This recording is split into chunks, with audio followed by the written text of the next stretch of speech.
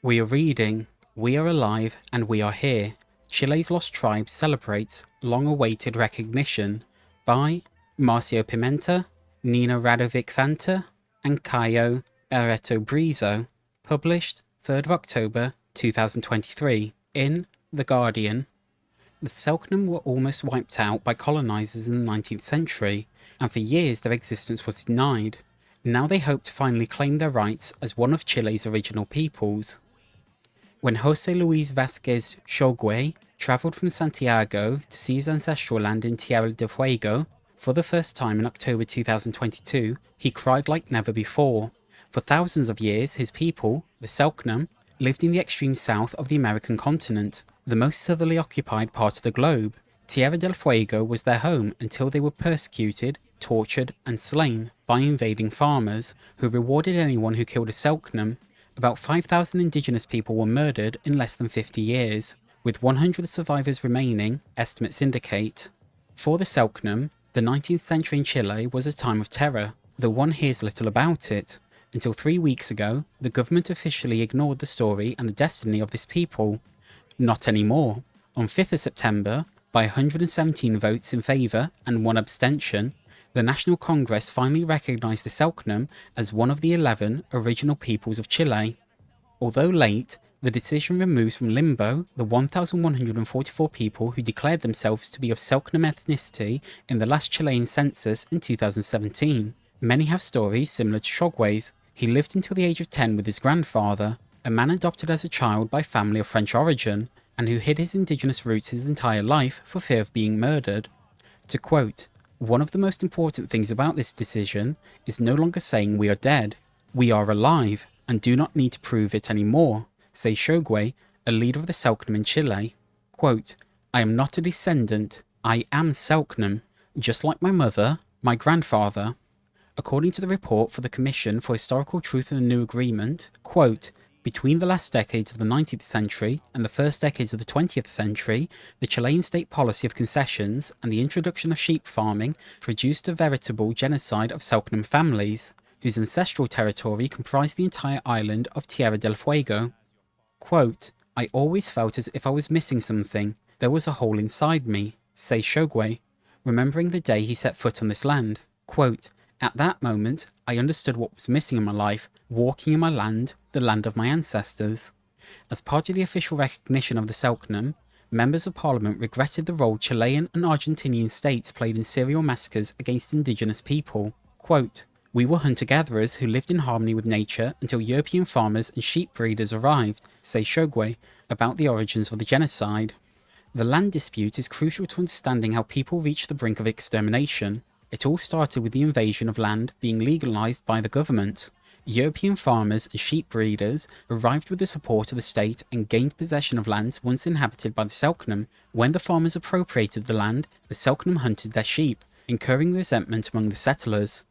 After gaining official recognition, Selk'nam people scattered all over Chile celebrated. However, they do not yet know what historical reparations will involve. In Argentina, Selk'nam gained recognition in 1995. And the Mapuche of Chile, for example, had part of their land returned to them. Whatever comes next, the difference is that, from now on, the Selk'nam will be heard as a people. Dawson Island in Tierra del Fuego was the last place that listed the Selk'nam alive before their erasure from the record books. Carmelo Xogüey, Jose's grandfather, lived on Dawson Island until the Catholic Church took him and gave him up for adoption. Jose and his grandfather never talked about Selk'nam life. Quote, "He got used to not talking to survive. He simply didn't talk about who he was," says Xogüey, who gets emotional imagining everything his grandfather suffered trying to hide his past.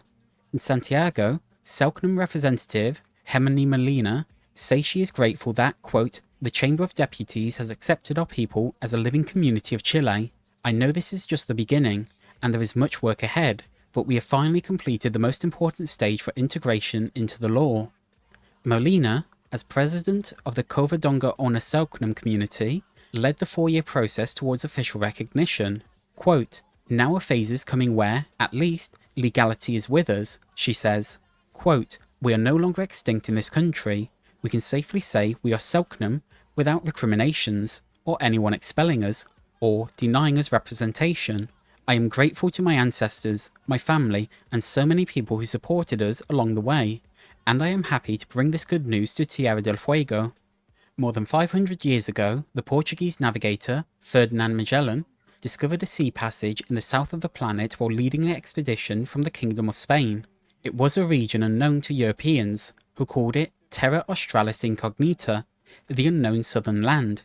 To its indigenous inhabitants, that land was called Caruquinca, our land. After Magellan, and long before Tierra del Fuego was divided between Argentina and Chile in a treaty signed in 1881, several adventurers tried to occupy Caruquinca. First, they were looking for gold. They brought germs that caused epidemics of tuberculosis, syphilis, and respiratory infections, the same biological weapons that hit and decimated other indigenous peoples of the Americas. Then came the mass arrival of European, Chilean, and Argentinian farmers, who saw Caruquinca as the perfect place to raise sheep to produce wool and meat. They seized the territory between Patagonia and Tierra del Fuego inhabited by the indigenous groups. Coexistence between farmers and hunter-gatherers proved impossible. The newcomers hired bounty hunters to eradicate the Selk'nam population and seize the land. They would cut off the ears of Selk'nam caught hunting sheep and take them to the farmers as proof of a, quote, job done, to receive payment. Selk'nam repeat offenders would have their heads cut off. In retaliation, the Selk'nam killed farmers and bounty hunters with their arrows. But it was an unbalanced conflict, and soon the Selk'nam men were exterminated. Elderly people, women, and children were captured and sold as domestic servants, or sent to Salesian missions in Rio Grande on the Argentinian side of Tierra del Fuego, or Dawson Island on the Chilean side to be, quote, civilized. Women were repeatedly raped and forced to marry non-natives. Disease, malnutrition, evangelization, loss of culture, and separation from families decimated the population. Only young children remained. A century passed, much of it under a series of military dictatorships, with the Selk'nam genocide not being addressed. That began to change only recently, in the 2010s, due to social media groups where users looking for their origins found one another. Now, together, the Selk'nam face the process of rewriting official history, decolonizing and denormalizing the historical perspective, and recovering and reframing what happened. They have created community centers where families' experiences, stories, and memories are shared and the truth is confronted. Miguel Pantoja is a member of the Rafaela Ishton indigenous Selk'nam community in Argentina, living in the Rio Grande on Tierra del Fuego's Isla Grande. Like Shogwe, he does not accept the label of, quote, descendants. He says, quote, having to explain myself, to think myself, is something violent. Molina agrees, quote, I always knew I was Selk'nam, but that didn't mean living as such or understanding how to do it. There are several complex layers. For many years, we were unaware of our family's existence. It was a feeling of emptiness and total loneliness. Who am I going to talk to? Who am I going to tell? Will people believe me? Over the past decade, many Selk'nam have undertaken emotional and physical journeys to learn and recognise the history of their ancestors. It is not an easy path, says Molina. Quote, our first glimpse of Selk'nam is always painful because what is told in history books is not the history we know. Most of us go through a spiritual quest to fill the void, the feeling of not fitting in, of belonging nowhere, until we find our culture. The answers are there, even though we are not in Tierra del Fuego. The genocide deeply marked the few Selk'nam who remained in Patagonia. Survivors raised their children without emphasizing their ethnicity. That was the case of Pantoja's great-grandmother. Quote, to protect subsequent generations, the elders did not transmit a language.